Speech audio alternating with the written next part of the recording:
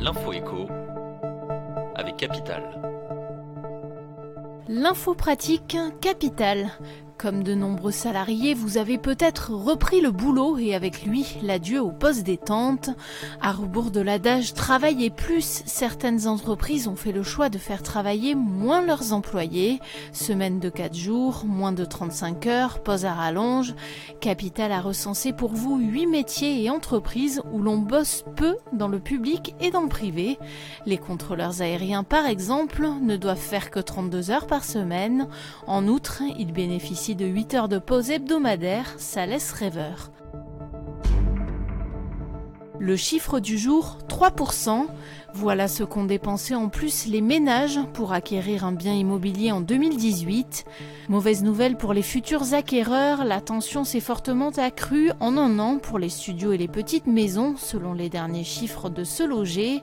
Pour s'offrir un logement, les nouveaux acheteurs ont réévalué leur budget de recherche. Ainsi, pour un studio, ils sont prêts à dépenser 247 500 € et jusqu'à 487 500 € pour un T3. Les propriétaires, eux, peuvent s'en réjouir, d'autant que les délais de vente se sont raccourcis de 2 à 10% pour les appartements et de 3 à 8% pour les maisons. Le coup de gueule du jour est poussé contre les produits ménagers dangereux pour la santé. Nettoyants multisurface, lingettes, blocs WC, la revue 60 millions de consommateurs a évalué la nocivité de 108 produits et les résultats ne sont pas brillants.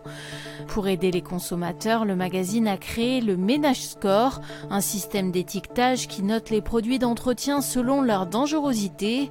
D'après cette notation, seuls 11 des produits testés obtiennent un A, la note la plus vertueuse, et 17 ont reçu un médiocre E.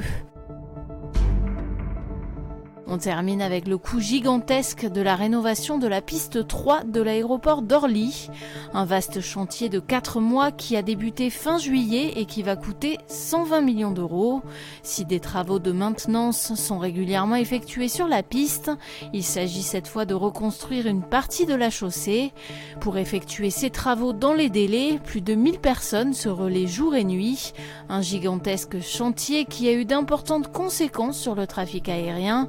Au total, 4600 vols ont dû être annulés et 3000 reprogrammés. C'était l'info écho avec Capital.